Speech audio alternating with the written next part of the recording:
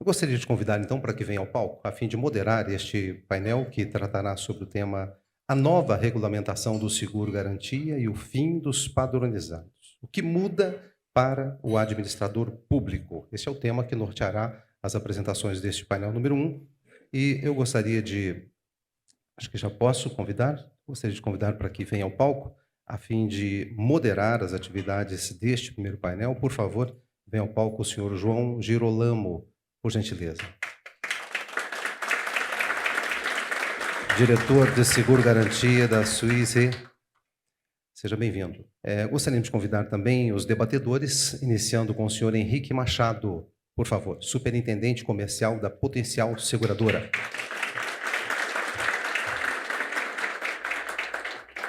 Quero convidar também o senhor Rogério dos Santos Gonçalves, gerente de subscrição da HDI Global Seguros.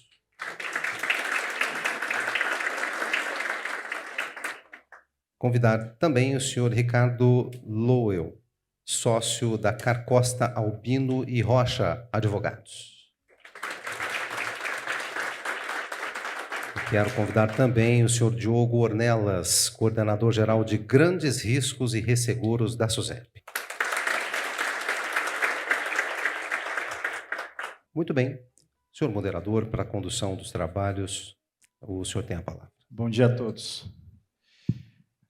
Primeiro, queria agradecer aqui a FENSEG e a Comissão de Crédito e Garantia pela oportunidade que a gente está tendo de conversar com vocês, clientes, administradores públicos. Estava com saudade de falar para vocês. Acho que o último evento que a gente teve foi em 2016, se a memória não está me enganando aqui. E é sempre uma ótima oportunidade para a gente balizar conhecimento, atualizar momentos de mercado. O Seguro Garantia deve muito do seu desenvolvimento para o setor público, né? Então, agradeço demais a presença de cada um que representa cada órgão da administração pública nesse evento. Começamos aqui o dia, então, com o nosso painel, a nova regulamentação do Seguro Garantia e o fim dos padronizados, o que muda para o administrador público. Estamos diante de um novo marco regulatório, a Circular 662, publicada em abril de 2022, com eficácia imediata, deu às seguradoras que operam no ramo garantia até 1º de janeiro desse ano, para que se adaptassem a essas novas regras. Antes da gente começar a discutir com mais detalhes a própria norma, a própria regulamentação, eu queria fazer breves palavras aqui para contextualizar como e por que a gente chegou aqui. Na minha visão, a gente tem 3 grandes marcos importantes do Garantia, da história recente, que fizeram com que o Garantia desse um grande salto de desenvolvimento. O primeiro deles foi a Lei 8666, e por isso o grande agradecimento ao setor público.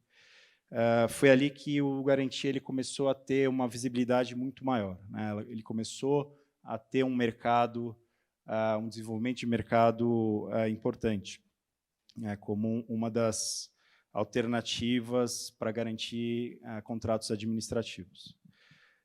A segunda foi a própria abertura do mercado de resseguro em 2007, comentado aqui pelo Jarbas, e, obviamente, a experiência internacional também dá esse grande impulso de desenvolvimento, né? A experiência das resseguradoras internacionais, os princípios e valores do seguro garantia ao redor do mundo sendo incorporados no Brasil.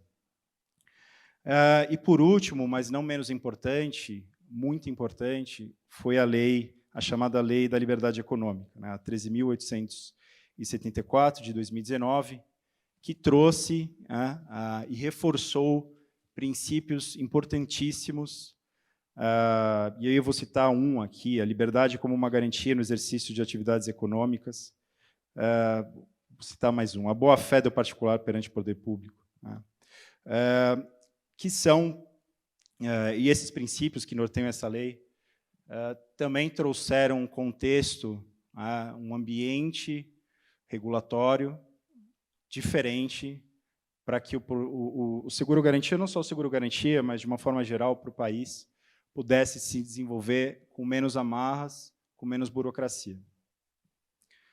Nesse momento, então, a gente está diante de uma regulamentação bastante inovadora, né? Pois a circular ela não traz, como nas suas anteriores, uma sugestão de clausulado padronizado, ou não padroniza, né, de certa forma, o mercado.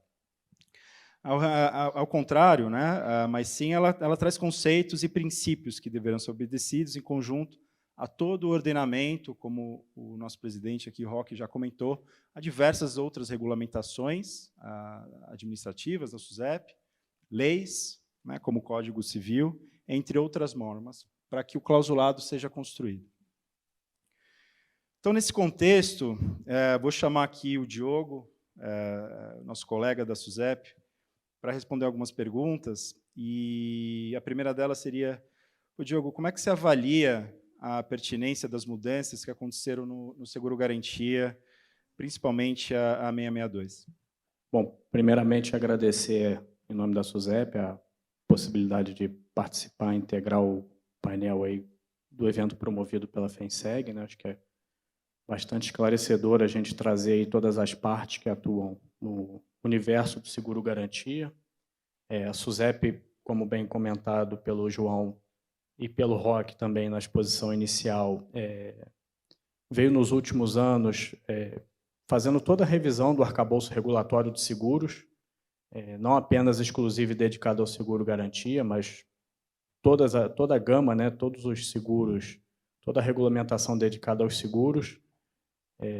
Foram citadas diversas normas pelo Roque, a gente trabalhou aí carinhosamente denominado revisaço, né, atendimento ao decreto presidencial 10.139, fazendo essa revisão do estoque regulatório, tomando como base principalmente uma abordagem um pouco menos ou bastante menos restritiva em relação a termos e condições dadas, determinadas pelo órgão regulador e supervisor de seguros, muito aderente em linha com o que o João bem comentou, a Lei de Liberdade Econômica, foi o fruto do trabalho que a SUSEP tocou aí, a gente pode dizer, nos últimos 4 anos, de forma bastante intensa. Relativamente ao seguro-garantia, o trabalho não foi diferente. A gente observou ao longo desses últimos 10, 15, 20 anos de evolução da matéria do seguro, que algumas necessidades de melhoria, aprimoramentos e até mesmo algum nível de flexibilização regulatória era necessário e possível. Nesse sentido, a 662 trouxe como a evolução mais significativa a extinção do que a gente chamava de planos padronizados, muito embora não obrigatórios. Eles traziam essa falsa informação e previsão de utilização mandatória pelo mercado.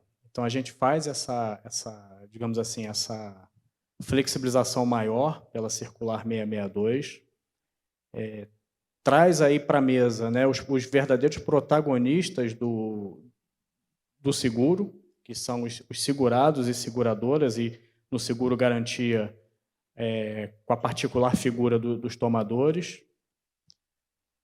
Então, a gente entende que, com isso, fica uma porta aberta para o mercado inovar em termos de condições, de clausulados, oferta de produtos e serviços para as seguradoras, mas sem perder de vista o regramento, a regulamentação básica prevista, tanto a nível de resolução CNSP, Conselho Nacional de Seguros Privados, ou mesmo as circulares SUSEP que são editadas sobre a matéria.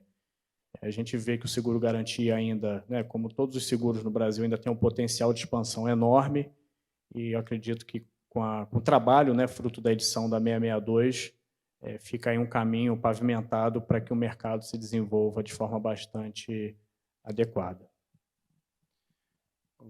É bastante esclarecedor aí e faz todo sentido. Ricardo, você concorda? Primeiro, bom dia, pessoal. Primeiro, concordo muito. Eu acho que a 662 ela foi um grande avanço em termos de regulamentação. Ela tem por trás, eu acho que, 2 palavras-chave. Primeiro, obviamente, inovação e a segunda, segurança jurídica. Por que segurança jurídica? Porque, na verdade, essa norma ela traz bagagem. Ela traz muita bagagem por trás dela. Ela traz toda uma experiência do mercado segurador ao longo dos anos. Uma experiência que trouxe muito aprendizado e, ao mesmo tempo, reflete um conforto ao segurado. Ou seja, ali traz algumas regras muito importantes que vão dar uma segurança ao segurado no sentido de que a seguradora vai estar acompanhando o risco ao longo da execução de um determinado empreendimento. E, em termos de inovação, é também uma palavra muito importante, porque a seguradora ela deixa de lado um produto padronizado, em que engessava suas operações e permite, a partir de então, desenvolver produtos que atendam melhor a necessidade dos segurados.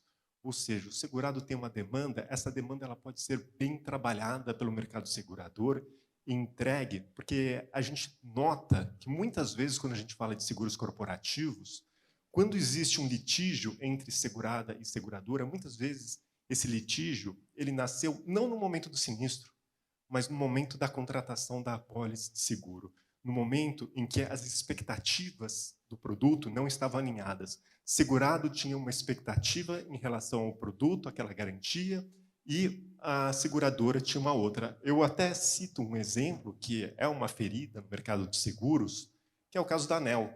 Quantos sinistros nós tivemos que não foram indenizados por uma expectativa da ANEL, mas também existia um outro ponto de vista. E agora não, agora o mercado e os segurados eles podem sentar à mesa e entender melhor as suas necessidades e alinhar essas expectativas. Obrigado, Ricardo, bem pontuado. Nesse sentido, voltando aqui, Diogo, a questão da simplificação da norma regulatória traz aí uma facilidade maior de construção de clausulados, mas a gente está falando, exemplificando aqui do poder público, a gente está falando, por exemplo, de mais de 5.700 municípios, né? Essa construção, né, de novos produtos, como é que você vê isso tendo essa abrangência enorme, né? Como é que o administrador público vai se preparar para essa nova realidade? Não, sem dúvida, João. Acho que é um desafio muito grande, né? A própria SUSEP vem fazendo um trabalho de bastante proximidade com os segurados, né? E aí principalmente, novamente, da administração pública, no sentido de levar informações, esclarecimentos técnicos em relação às possibilidades para o seguro-garantia à luz das normativas recentes, né? Principalmente em relação à 662. A gente observa uma diversidade em relação ao entendimento da ferramenta seguro por esses entes. Você tem certos órgãos que têm uma clareza bastante grande em relação ao seguro-garantia, mas outros que têm uma determinada carência.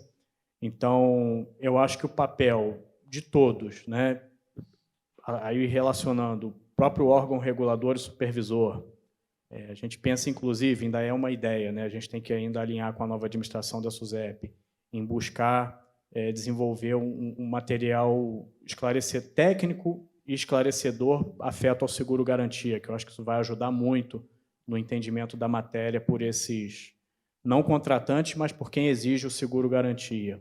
Acho que o próprio mercado segurador tem um papel aí, sem dúvida, crucial nessa questão. Como o Ricardo falou, muitas vezes o problema no seguro-garantia está no início, está na contratação. Ele aparece lá na ponta final, na hora do pagamento do sinistro, né, na hora nem do pagamento, mas na discussão, no processo de regulação, mas foi originado lá no início. Então, acho que tudo que possa ser feito, essa frente, né, essa agenda objetiva, para que a gente possa construir um modelo que realmente atenda aos interesses das partes, sejam eles segurados, tomadores e seguradoras, eu acho que é bem proveitoso, considerando o potencial que o seguro tem, né, principalmente o seguro-garantia no nosso país.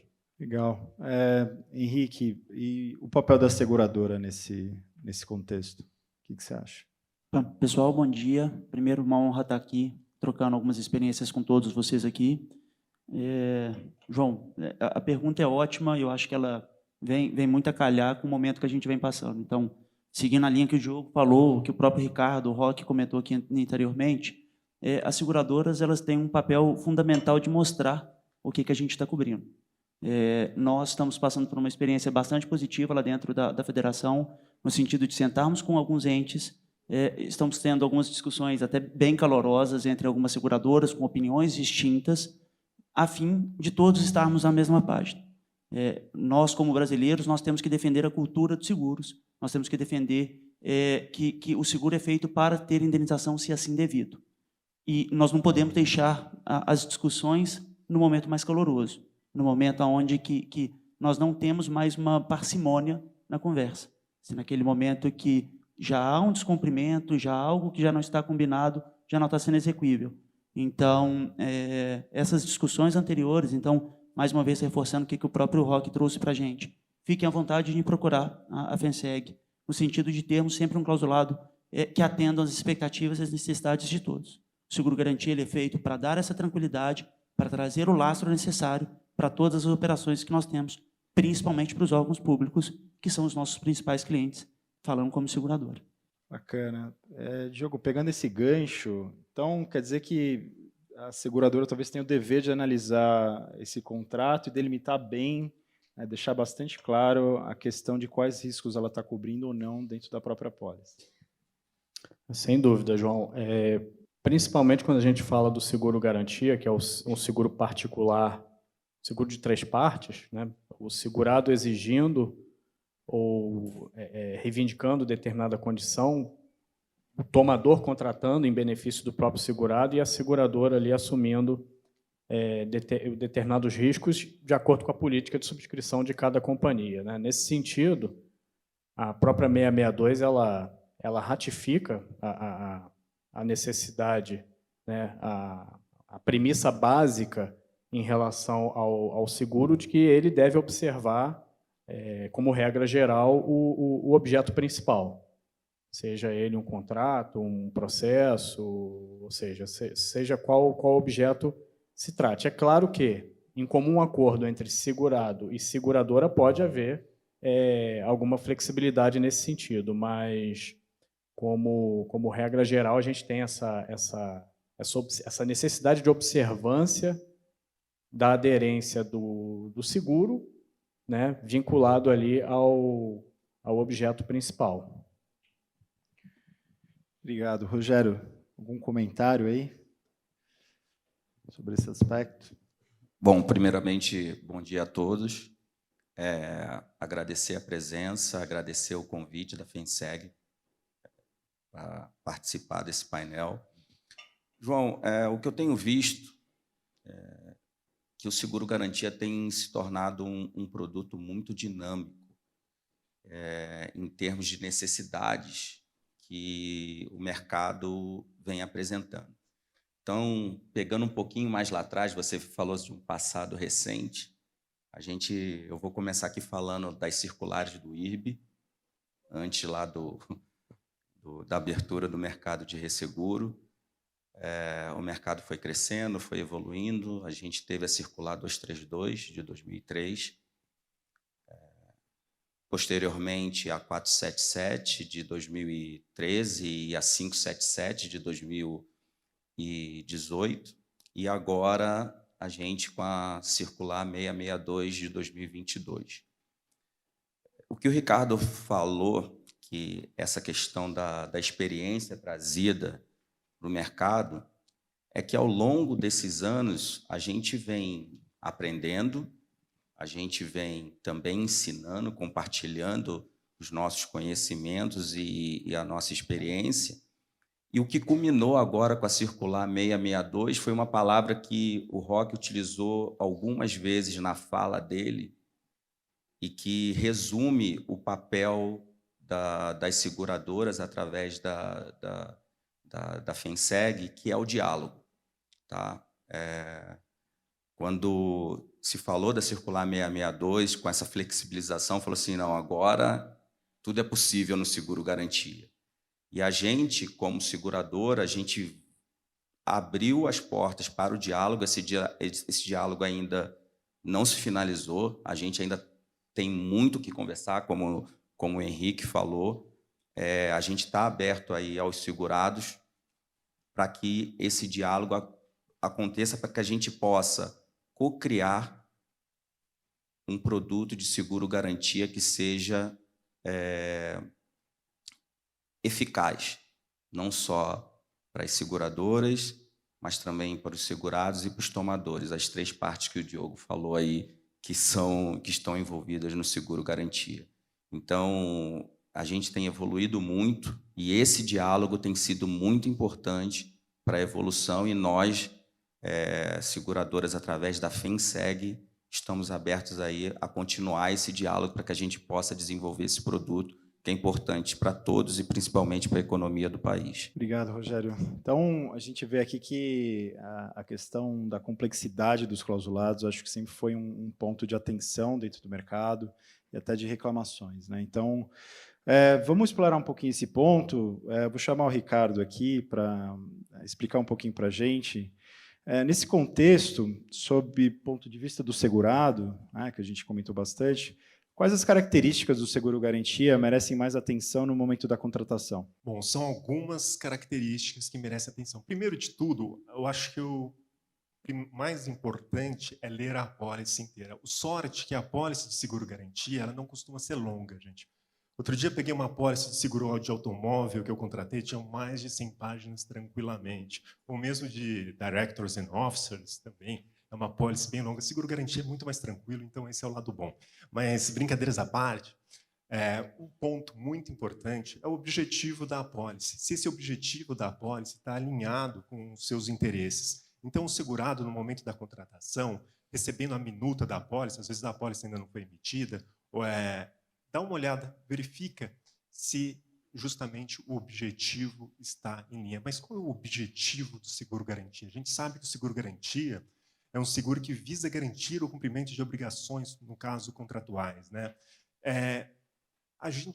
O objetivo, e ele tem uma essência, e uma essência que ela pode ser traduzida de forma muito simples. Se a gente pegar na própria norma, no artigo 21, que fala de indenização, ele tem uma segunda parte que fala que a seguradora ela vai indenizar mediante a execução da obrigação garantida de forma a dar continuidade e concluí-la sob sua integral responsabilidade. Em outras palavras, se houver algum problema, se houver um sinistro, inadimplência do tomador, a seguradora ela vai dar continuidade ao empreendimento, ela vai entregar esse empreendimento. Então, dentro dessa ótica, a gente vai encontrar o objetivo do seguro-garantia.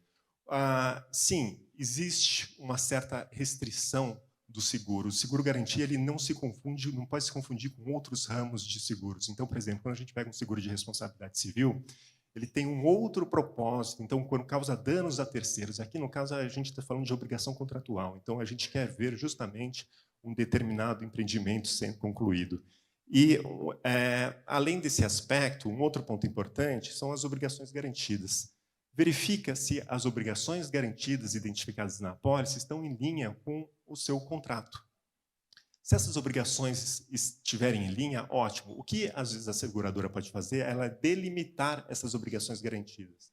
Então, no caso, o que ela vai fazer? Ela vai falar, olha, eu garanto toda essa parte de engenharia, mas a questão mecânica está fora do meu objeto. Ela vai deixar claro para o segurado o que ela absorve e o que ela não absorve. Tá? Isso ela precisa deixar bem definido e provavelmente ela vai deixar definido nas especificações da apólice, onde o segurado vai poder consultar.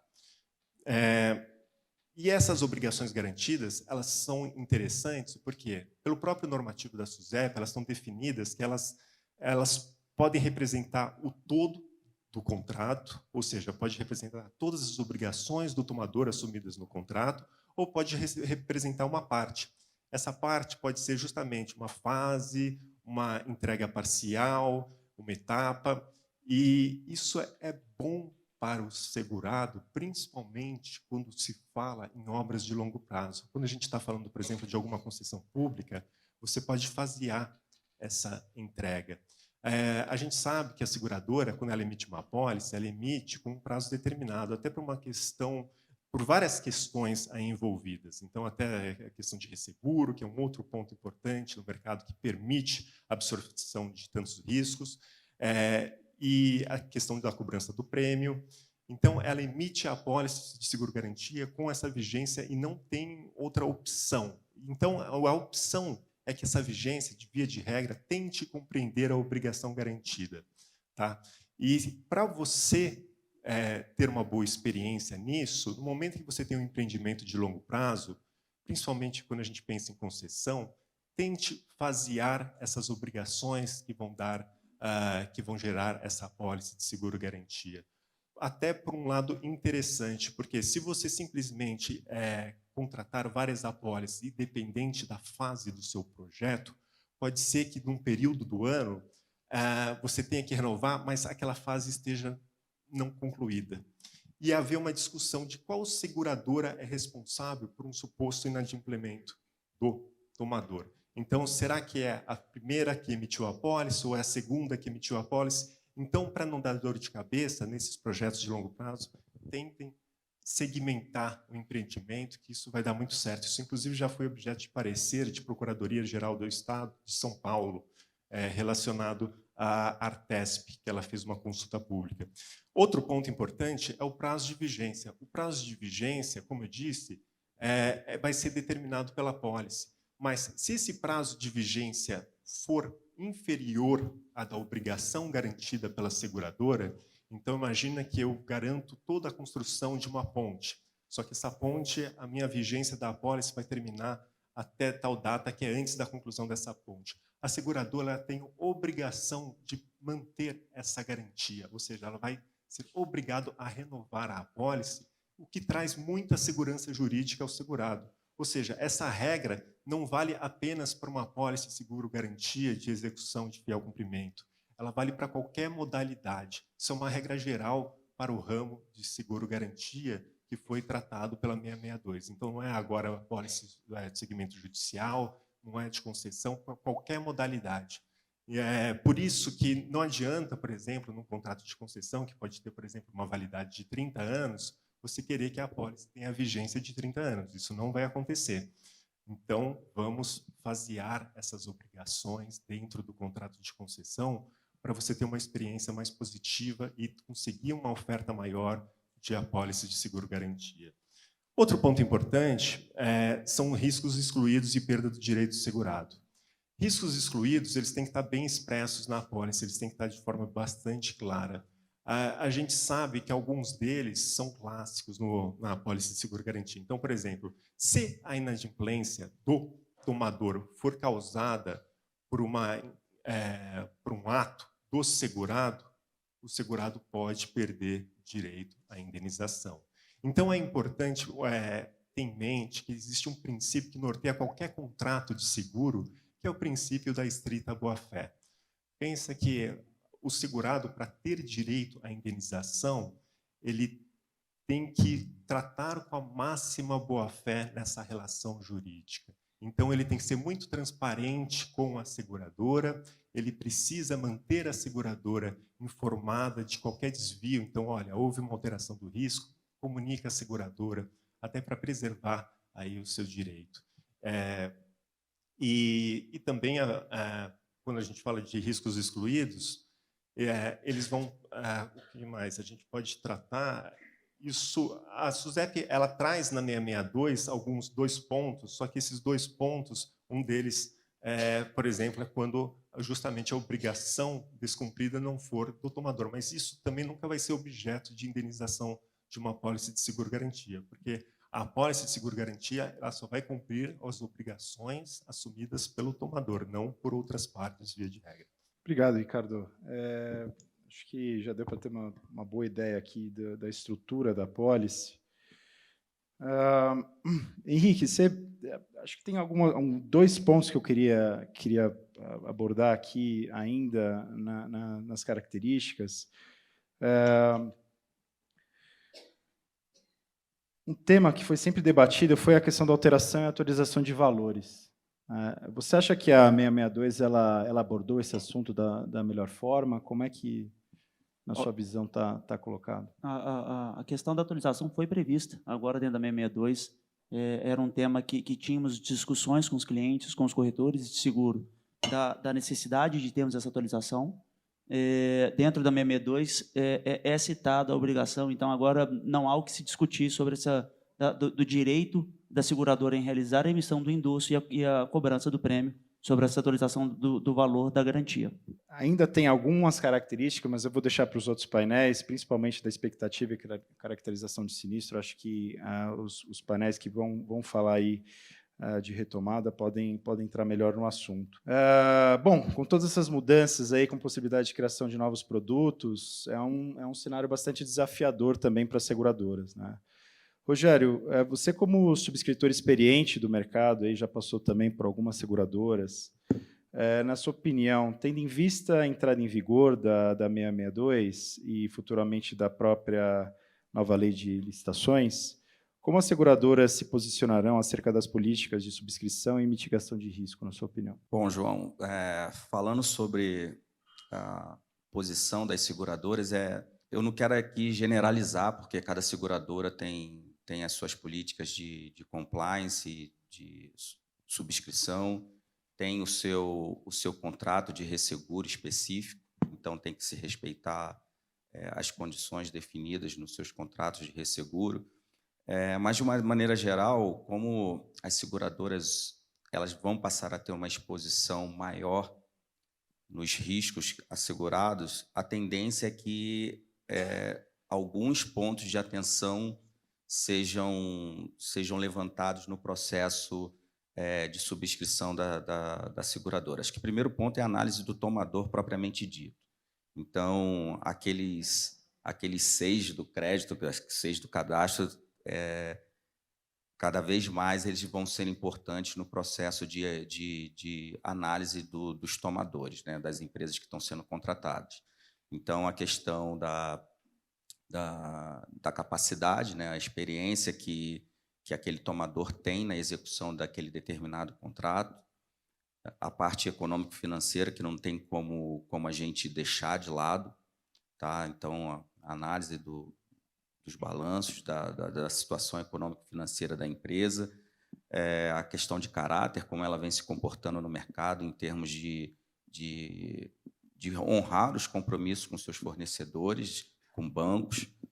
E eu trago aqui mais 2 Cs que são importantes, né? Acho que o primeiro C, que muitas vezes a gente não analisa, é a questão da condição, né? Como é que está o viés do tomador, naquele momento de análise, se ele está em queda ou se ele está em alta, e as colaterais, né? O Brasil é um mercado que a gente não usa colateral no mercado brasileiro, né? Trazendo aí a experiência internacional que foi abordada pelo Jarbas e por você também, o mercado brasileiro não se utiliza de colateral, né? Então, eu acho que vai ser importante agora a gente, na análise da seguradora em participar do risco, a possibilidade de incluir colaterais para dar um suporte para a seguradora, dar um conforto na seguradora para que ela possa participar daquele risco em questão. Em termos de projeto, do risco propriamente dito, como o Ricardo falou, a gente vai ter que, como seguradora, vai ter que dar uma atenção especial, principalmente aos grandes projetos, tá? Principalmente na estrutura geral do projeto, como é que está o fluxo econômico-financeiro daquele projeto, né? O Project Finance, a origem dos recursos, quais serão os contratados para execução daquele projeto, né? O EPC, o EPCista e os fornecedores, quem são os investidores daquele projeto, tá? E aí, dentro desse novo cenário, e aí falando um pouquinho mais também da nova lei de licitações, as seguradoras elas vêm se preparando, tá? Algumas seguradoras já montaram as suas equipes especializadas e outras seguradoras firmaram parceria com empresas especializadas para já se preparar para a nova lei de licitações. Então, Isso faz parte do processo de subscrição de risco, de monitoramento e acompanhamento dos projetos. Também na fase de sinistro, né, Ricardo? No auxílio, lá no momento de sinistro e numa possível retomada de obra, que eu não vou entrar muito aqui porque é tema de outro painel. Mas as seguradoras já estão preparadas para esse novo cenário.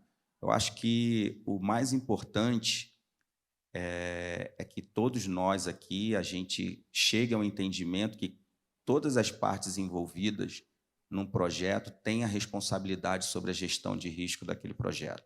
Tá? Então, a seguradora, ali no papel com esse novo papel de acompanhamento e monitoramento do risco, ela também servindo como mediadora num caso de estremecer a relação entre o tomador e o segurado. O segurado ele tem o papel de notificar cada alteração no escopo do projeto, tendo em vista o objeto garantido. Então, se tiver uma alteração no objeto garantido, tem que ser notificada a seguradora, bem como a notificação de cada atraso no cronograma, cada falha, cada inadimplemento do tomador. E, por outro lado, o tomador, João, ele tem que fornecer as informações, né, necessárias para que a seguradora ela possa fazer esse acompanhamento, esse monitoramento do risco. Então, acho que esse é um novo cenário aí que a gente vai encontrar e que as seguradoras e os resseguradores também esperam nesse novo processo aí com a nova circular 662 e com a nova lei de licitações. Acho que é assim que o mercado está se preparando para isso. Obrigado, Rogério. Me parece que as seguradoras vão angariando cada vez mais responsabilidades também, né? A carga de responsabilidade das seguradoras aumenta radicalmente aí com esses novos produtos que a gente está vendo o mercado desenvolver. Como é que a gente consegue equilibrar isso, Henrique? Você vê alguma alternativa? Como é que você vê o mercado se organizando nesse sentido? Mais transparência, mais conversa, mais proximidade entre outros atores. A gente está reforçando isso principalmente nesse primeiro painel para todos vocês terem a tranquilidade do que as seguradoras estão emitindo. O Ricardo citou isso aqui muito bem. Os documentos eles são mais descomplicados. A gente quebra uma regra ou sai de uma orientação da SUSEP de condições gerais, condições especiais e cláusulas particulares atualmente para condições contratuais. Então, tem seguradoras que possuem apólices de 3, 4 páginas. Surpreendentemente, a gente sai de 19 cláusulas obrigatórias que tinham na antiga circular para agora a gente ter algo bem mais objetivo e bem mais claro. Então, voltando no que todo mundo vem citando e que a gente vem querendo deixar claro essa conversa, essa transparência entre todos os atores. Não menos importante, a gente já está chegando mais próximo ao final do painel, mas existe uma parte da circular que causou bastante discussão também no mercado. Eu vou trazer o Diogo para a discussão e o Henrique também. Bom, a gente vai falar um pouco das disposições transitórias, principalmente aí a transição da 477 para 662, é uma fase um pouco complicada e um pouco estressante para todo mundo, né? Então, Henrique, essa fase de transição ela é abordada, certo, na 662? Ela é sim, ela é bem abordada. Assim, num primeiro momento, vou ser muito sincero com todos, nós ficamos assustados porque nós não tínhamos ainda a definição do que iria acontecer de fato. Mas à medida que, trouxemos a SUSEP, o Diogo nos ajudando, do lado do órgão regulador para cá, ficou mais claro o que poderíamos fazer. Então, já de bate-pronto, já seguindo um ponto, revogando 2 circulares que antes nos norteavam. Nós habitualmente falamos sempre da 477, ela que traz uma abrangência geral do que o seguro-garantia tinha no seu passado, mas o Rogério citou aqui muito bem, nós não podemos deixar da 577 de 2018. Sabemos que tivemos lá seu entendimento controverso por parte das seguradoras, do lado também de alguns segurados, e alguns deles estão até aqui hoje. O mercado não utilizou muito desta circular, mas ambas não estão mais hoje válidas, elas foram revogadas pela atual circular, pela 662. E, Diogo, então o segurado ele ainda pode exigir a emissão dentro dos clausulados da 477? João, essa pergunta é bem importante e interessante. O que a gente costuma, né, o que a gente passa para o mercado é que, de fato, a 477 ela foi revogada pela 662 e também a 577, como o Henrique falou. A 577, por exemplo, não surtiu o efeito desejado, né? Mais um caso prático aí, motivador para a revisão dos planos padronizados, conduzido pela SUSEP, junto com a participação do mercado, trazendo essa flexibilidade. Mas, de fato, o uso do que se antigamente tinha dado como plano padronizado, ele pode ser utilizado. É claro que compete aí às partes, né, tanto seguradora como segurado, fazerem a avaliação das condições. Primeiro, se aquelas condições elas estão aderentes à 662, e aí trazendo o racional da 662, que ela veio com um viés de flexibilização e não de maior engessamento de regras e condições. Então, preliminarmente falando, em tese, você pode utilizar sim, é claro que fazendo essa avaliação mais detalhada, a depender da modalidade, mas também o mercado fica livre, né? O que a gente costuma falar é que hoje você não tem mais condições da 477, mas, de fato, aquilo que foi dado antigamente como padronizado pode sim servir como base para a utilização pelo mercado. E aí, aproveitando o gancho do que o Ricardo falou, né, e até se o Ricardo fizesse uma prova da 662, eu acho que ele tiraria 10, né? Porque sensacional, Ricardo. Você ter esse diálogo prévio, né, principalmente entre segurado e seguradora, porque é muito mais fácil você combinar a regra do jogo antes dele começar do que lá na frente você ter questionamentos, disputas relacionadas a sinistros. E essa até a orientação que a SUSEP vem passando e participando nas conversas que tem tido junto aí com vários segurados da administração pública. E a seguradora precisa ter um produto protocolado previamente na SUSEP para poder operar a 662? Como fica o paralelo com a resolução do Conselho Nacional de Seguros Privados, que o Roque comentou, de grandes riscos, a 407? Então, João, essa foi uma outra inovação que a SUSEP conduziu e foi apreciado pelo Conselho, né, de Seguros Privados, e foi editada a Resolução 407, em 2021, que traz essa segmentação, né, é um novo marco regulatório, legal, segregando seguros massificados e grandes riscos. Então, você tem ali algumas linhas que mandatoriamente já são grandes riscos, que não é o caso do seguro-garantia, mas a depender do perfil do objeto segurado, né, em função do seu limite máximo de garantia e do perfil do porte de quem contrata, no caso seguro-garantia, o tomador, pode-se sim enquadrar uma apólice de seguro-garantia como grandes riscos, e aí trazendo uma flexibilidade maior e adicional em relação aos comandos da circular SUSEP 662. É claro que, né, novamente, o seguro-garantia sendo um seguro de 3 partes, o segurado ele também tem que estar ciente e claro em relação a essa eventual utilização da flexibilização dada pela Resolução 407, e aí, nesse sentido, sendo enquadrado como grande risco, fica dispensado o registro e o protocolo do produto na SUSEP. Bacana, me parece ser uma situação excepcional, então. É isso, Henrique? Na sua visão, como é que as seguradoras estão vendo a 407? Vai bem lindo o que o Diogo está trazendo aqui para a gente. As seguradoras que estão atuando dentro do garantia estão orientadas a seguir dentro do 662. A resolução 407, ela trouxe essa possibilidade, e aí o seguro-garantia ele fica habilitado pela própria 662, no artigo 34, e na própria resolução 407, quando ele traz a questão do patrimônio e a questão do faturamento. Então, de fato, poderíamos excepcionalmente trazermos uma negociação que sim difere as orientações básicas da 662.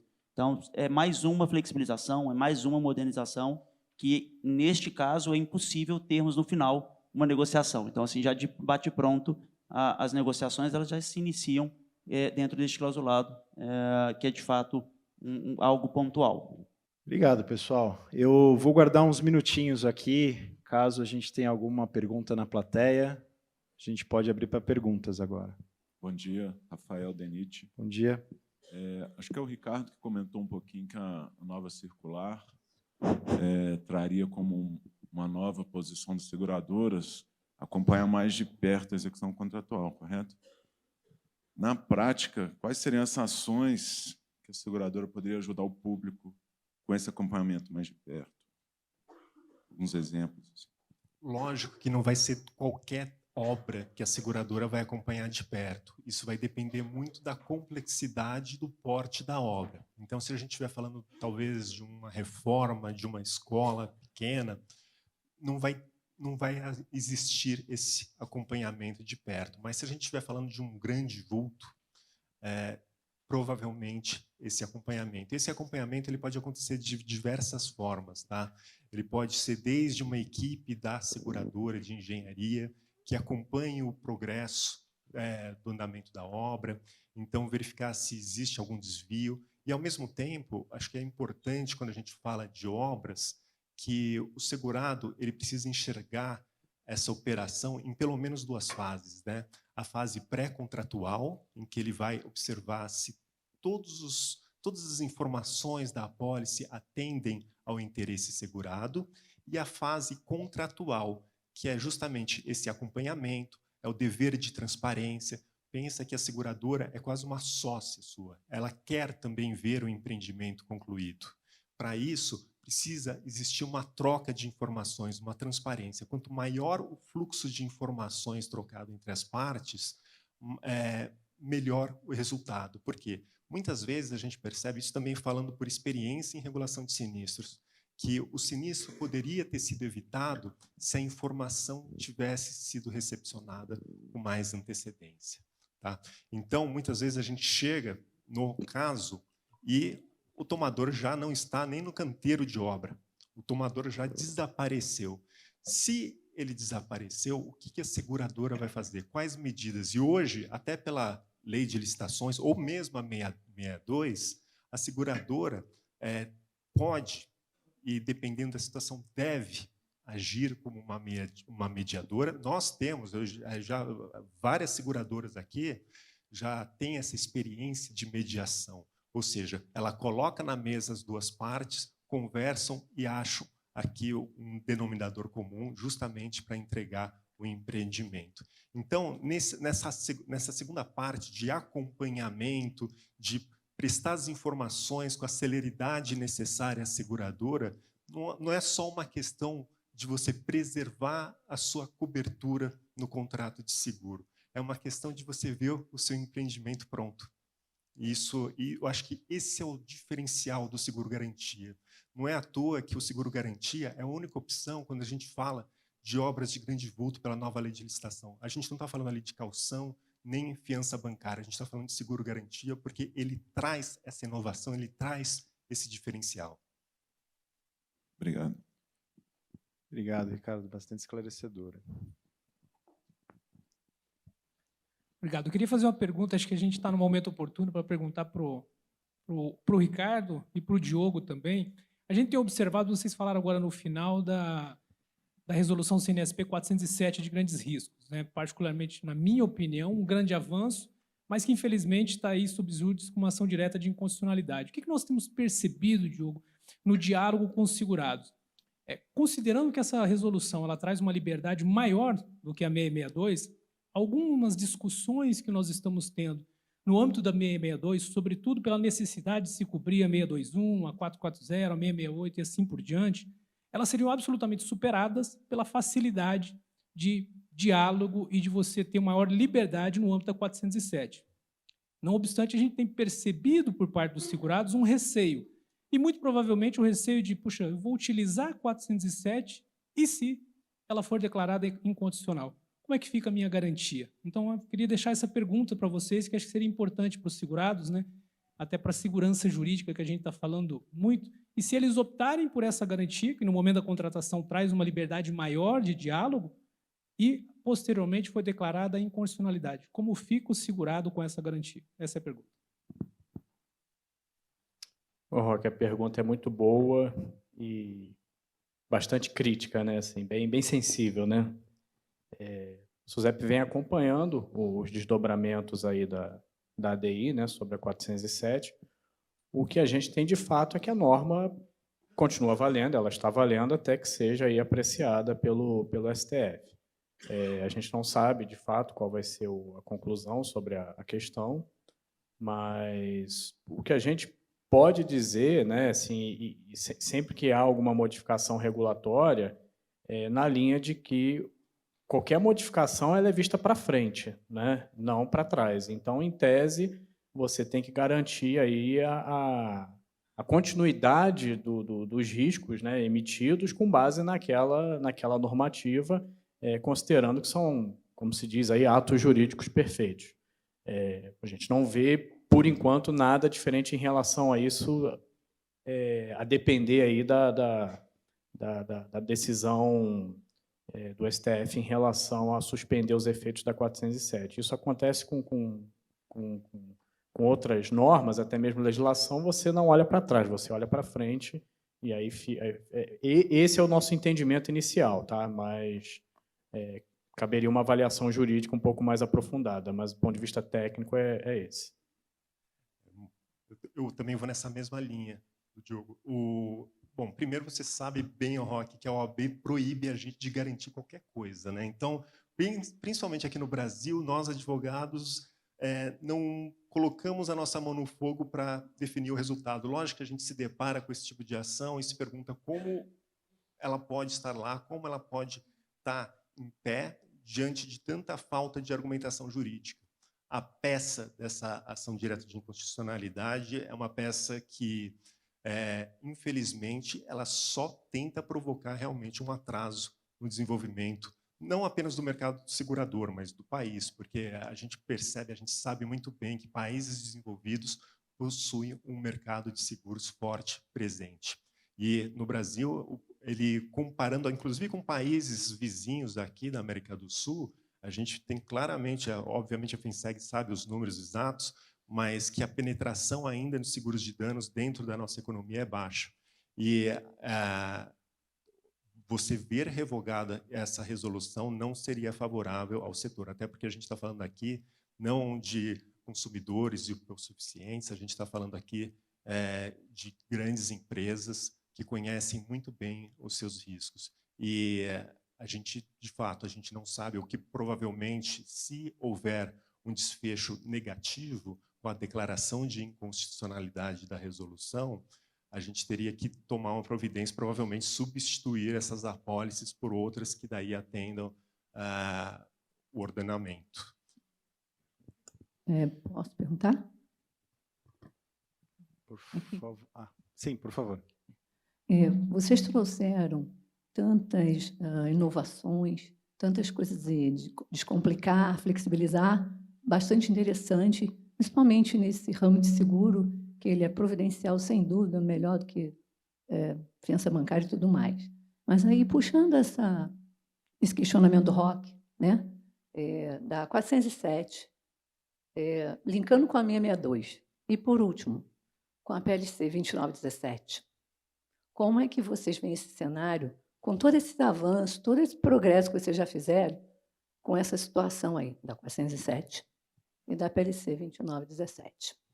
Alguém se habilita? Bom, eu tenho uma opinião pessoal e profissional em relação a 29. Eu acho que esse projeto de lei que foi proposto na época pelo deputado José Eduardo Cardoso, ou seja, já faz 2 décadas? 2004, praticamente 2 décadas. É um projeto que, se você olhar tecnicamente, pelo menos na sua origem, ele trazia algumas definições interessantes, mas, na verdade, minha visão, parecia mais uma apólice de seguro. E uma apólice de seguro, ele não pode ter força legal. No momento em que você transforma aquele projeto de lei em lei, o que você vai afundar? Você não afunda apenas grandes riscos, não. Você vai afundar microseguros. Então, você vai afetar principalmente as duas pontas de consumo do nosso mercado. Seria uma tragédia. Tecnicamente, também, esse projeto ele sofreu alterações. Então, sob o ponto de vista jurídico, não traz definições positivas para o mercado de seguros, traz, inclusive, influencia a questão do resseguro, e essa questão do resseguro é péssima, porque, afinal de contas, a gente comparando com outros países, não existe regramento que defina essa questão de resseguro, como este projeto de lei 29, está tentando fazer. Então, certamente seria um grande retrocesso. Eu acho que não é nenhuma questão de consertar o projeto, eu acho que não tem conserto, eu acho que é uma questão de engavetar ele em sua integralidade. Obrigado, Ricardo. Eu compartilho da mesma opinião. Acho que o mercado tem avançado para frente em diversas frentes. A 662 e todo o arcabouço jurídico que a SUSEP desenvolveu nos últimos anos está aí para mostrar isso. A gente, como mercado, tem um direcionamento muito claro sobre a liberdade, flexibilização, desenvolvimento e particularmente, eu confio muito no nosso Congresso Nacional, aí na composição desse novo Congresso Nacional, para dar vozes ao que a gente está fazendo como mercado. Não só o mercado de seguros, de uma forma geral, todos os mercados, mas aqui representamos o mercado de seguros. Então, acho que é nesse sentido que a gente deve seguir. Eu posso fazer um apontamento rápido sobre a questão que o Roque colocou mais cedo, sobre a questão da 407? Eu acho que, gente, assim, muito rapidamente, sem querer também furar, se eu estiver furando, é que eu acho que assim, a norma, se for muito bem, Diogo, a norma se presume válida. Teve um pedido liminar na ADI que não foi concedido. Então, assim, isso não é pouca coisa, né, gente? Então, quer dizer, a presunção de constitucionalidade da norma me parece que opera plenos efeitos. E acho que a situação, o ato jurídico perfeito é muito bem colocado aí. Senhores, imaginem que mude a legislação no curso de um contrato relacional, que se protrai no tempo. O que acontece com os efeitos daquele contrato? Nada. Estão assegurados. Por que é que seria diferente? Só uma colocação rápida, né? E a base de validade da 407, parece um absurdo você invocar a inconstitucionalidade da 407 por vício formal e não fazê-lo igualmente na 621, que é a dos seguros em geral. E até a mesma base de validade. Quer dizer, na verdade, em tese, então, a SUSEP não poderia legislar, entre parênteses, nem para um lado nem para o outro. Então, por que se optou por obter a declaração de inconstitucionalidade da 407 e não da 621? E a mesma coisa ao contrário, são seguros em geral que não são os de grandes riscos, entenderam, senhor? Só para... Obrigado, André. Um ponto de vista bastante interessante aqui e obrigado por esclarecer. Acho que esse contraditório é interessante. Bom, pessoal, a gente já passou bastante do horário aqui. Obrigado pela presença dos nossos painelistas, Ricardo, Rogério, Henrique, Diogo, pela disponibilidade de estarem aqui e compartilhar um pouco da experiência de mercado de vocês. Vamos em frente para os próximos painéis. Obrigado.